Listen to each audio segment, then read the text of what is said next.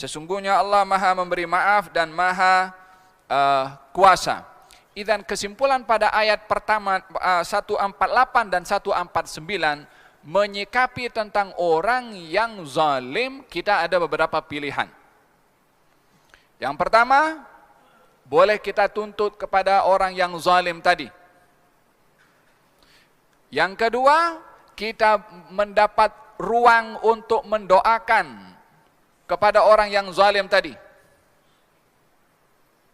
Yani doa orang yang dizalimi mustajab. Ittaqi da'watal mazlum. Hati-hati kamu dengan doa orang yang dizalimi. Karena doa orang yang dizalimi tidak mempunyai hijab dengan Allah Subhanahu wa ta'ala. Seseorang akan keliru sebahagian.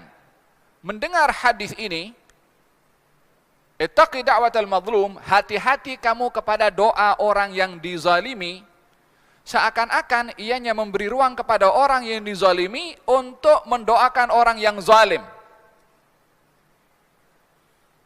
Sehingga orang yang dizalimi lebih melihat kepada ruang ini, sehingga mudah untuk mendoakan kehancuran kepada orang yang zalim. Dan orang yang dizalimi, bila mana mendoakan kepada orang yang zalim, merasa tidak bersalah, bahkan itu yang terbaik untuk mendoakan kepada orang yang zalim dengan doa kebinasaan dan kehancuran. Hadis Nabi SAW, hadis perlu difahami secara keseluruhan. Hadis Nabi ketika berbicara tentang ittaqi da'watal mazlum, hati-hati kamu kepada doa orang yang dizalimi. Hakikatnya hadis ini peringatan kepada orang yang zalim untuk tidak berbuat zalim. Disebabkan oleh karena orang yang dizalimi itu tidak semuanya mampu mengawal diri memaafkan kepada orang yang zalim, sehingga mungkin sebahagian daripada mereka tergelincir karena emosi mendoakan kehancuran kepada orang yang zalim, sehingga orang yang zalim dibinasakan oleh Allah Subhanahu wa taala.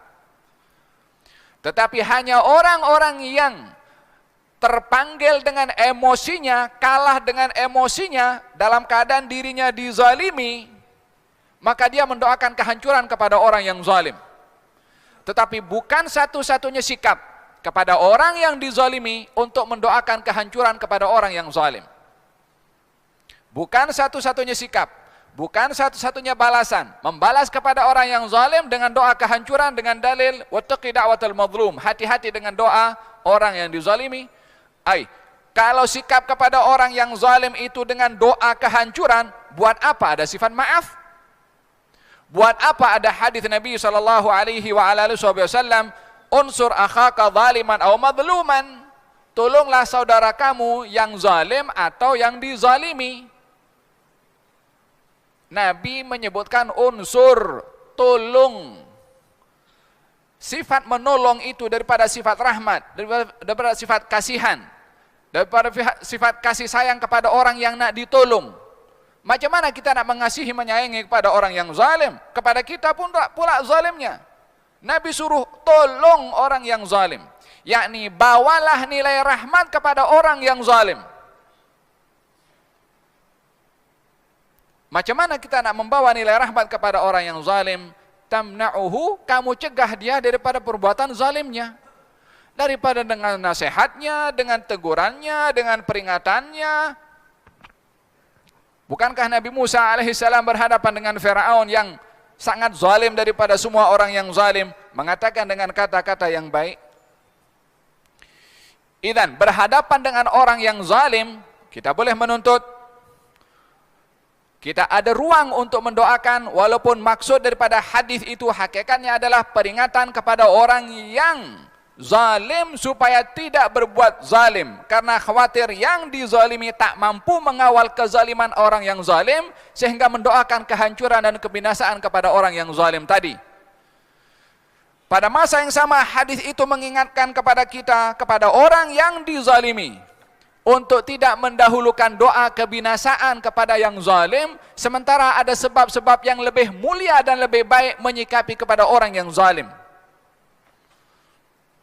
Mencegah kepada orang yang zalim dengan menasihatinya. Kita kalau doakan kepada orang yang zalim, apa nasibnya? Bukankah dibinasakan oleh Allah Subhanahu wa taala? Bukankah akan masuk neraka kalau dia mati dalam keadaan zalim kepada kita? Seakan-akan yang menjadi penyebab dia masuk neraka adalah kita karena dia zalim kepada kita, sementara kita punya ruang untuk memaafkan dan menyelamatkan kepada orang yang zalim. Idan ini mencabar kepada kita punya emosi. Faham tom? Lalu di manakah nilai khairun nas anfa'uhum linnas? Orang yang paling baik yang mendatangkan manfaat kepada orang lain. Orang yang paling baik yang mendatangkan manfaat kepada orang lain. Kalau orang lain itu zalim, bila mana ada ruang kita boleh datangkan manfaat kepada orang yang zalim untuk berhenti daripada kezalimannya, Anda akan menjadi orang yang paling baik. Dan pilihan yang ketiga kepada orang yang zalim, tadi apa? Boleh tuntut, mendoakan. Yang ketiga yang termulia, memaafkan. Memaafkan kepada orang yang zalim walaupun orang yang zalim tidak meminta maaf. Lihada kata baginda Rasulullah sallallahu alaihi wa ala alihi wasallam, ketika datang Jibril membawa wahyu, khudhil afwa wa'mur bil urfi wa'arid anil jahilin. Ambillah maaf wahai Rasulullah Muhammad. Disuruh ambil maaf. Kata Nabi, bagaimana nak mengambil maaf? Jibril beritahu, aku akan bertanya dulu kepada Allah, balik kepada Allah, mendapat jawaban balik kepada Nabi. Kata Jibril mengatakan, maksud daripada ambil maaf ini, anta'fu amman zalamak, memaafkan kepada orang yang zalim kepada engkau. Ini pun bahagian daripada balasan kepada orang yang zalim. Tak semestinya balasan kepada orang yang zalim mendoakan kehancuran, apatah lagi dibalas dengan kezaliman. Orang zalim dibalas dengan kezaliman, mungkar dibalas dengan mungkar. Sama-sama zalim dengan orang yang zalim, walaupun awalnya dia dizalimi. Antafu amman zalamak, memaafkan kepada orang yang zalim kepada engkau. Wa tu'ti man haramak, memberi kepada orang yang tidak memberi kepada engkau. Kemudian wa tasil man qata'ak, menyambung kepada orang yang memutuskan tali silaturahim kepada engkau. Idzan ini tiga perkara yang boleh diambil oleh orang yang dizalimi: menuntut haknya, mendoakan, walaupun ada ruang di situ, walaupun hakikatnya itu bukan satu-satunya maksud hadis. Hati-hati kamu kepada orang. Sekarang hati-hati kamu. Kamu tuh siapa di situ? Orang zalim. Hai orang zalim, hati-hati kamu daripada doa orang yang dizalimi. Itu peringatan kepada orang zalim, bukan kepada orang yang dizalimi. Wattaqi da'watal mazlum, hai orang zalim, hati-hati kamu daripada doa orang yang dizalimi. Itu Nabi menasihati kepada orang zalim, mengingatkan kepada orang yang zalim. Yang ketiga sikapannya adalah memaafkan kepada orang yang zalim. Au ta'fu an su'in fa innallaha kana 'afuwan qadira. Allah berfirman dalam Al-Qur'anul Karim tentang orang yang memaafkan kepada orang yang zalim. Apa katanya? Wasari'u ila maghfiratin min rabbikum wa jannatin 'arduha as-samawati wal ardu u'iddat lil muttaqin. Bersegeralah kamu untuk mendapatkan pengampunan daripada Allah dan syurga yang seluas langit dan bumi disediakan untuk orang-orang yang bertakwa. Siapa orang bertakwa? Alladzina yunfiquna fis sarra'i wadh dharra, orang yang berinfak dalam keadaan senang dan dalam keadaan susah. Wal kadhiminal ghaidha, orang yang tahan marah.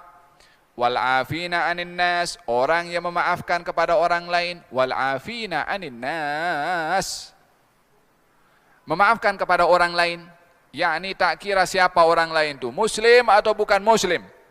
Nas, orang, manusia. Karena pembicara berhadapan dengan kezaliman sikap orang, pada hakikatnya kita bukan berhadapan dengan orang itu saja, tapi kita berhadapan dengan emosi kita sendiri. Berhadapan dengan orang, kita bukan hanya melihat sejauh mana kezaliman dan salahnya orang itu kepada kita, tapi kita berhadapan dengan diri kita sendiri untuk memilih sikap apa yang paling baik untuk kita. Sehingga bila mana seseorang menyikapi kezaliman orang lain dan dipandang kezaliman itu daripada dua aspek, aspek orang yang zalim dan aspek sikap emosi kita kepada orang yang zalim, baru kita akan betul memilih sikap yang mana satu. Tapi kalau kita fokus kepada kezaliman orang, maka kita akan terus marah, murka, maki kepada orang yang zalim tadi. Tapi kalau kita melihat adakah reaksi sikap kepada orang yang zalim itu adalah betul menurut pilihan agama yang saya sebutkan tadi, adakah ruang kita memilih yang lebih baik berbandingkan kepada yang baik, ataupun kita hanya intisar lin nafas, kita hanya mencari kepuasan hawa nafsu, geram sangat dengan orang itu, yang dicari kepuasan hawa nafsu. Dengan demikian kita membela kepada hawa nafsu kita walaupun dalam status kita dizalimi. Faham tom? Walihada kata baginda Rasulullah sallallahu alaihi wa ala alihi wasallam, bila mana berhadapan dengan orang yang berkuasa, bila mana ianya penguasa yang zalim, apa kata Nabi sallallahu alaihi wasallam? Addalladhi haqqah. Tunaikan apa yang menjadi hak kepada orang itu dan mintalah hak kamu kepada Allah. Mintalah hak kamu kepada orang yang zalim kepada Allah Subhanahu wa taala. Tapi hak orang yang zalim, walaupun dia orang yang penguasa yang zalim, tunaikan haknya.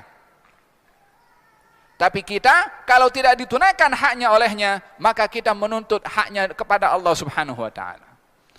Dan demikian beberapa yang telah disampaikan oleh Nabi sallallahu alaihi wa ala alihi wasallam berhadapan dengan orang-orang yang zalim.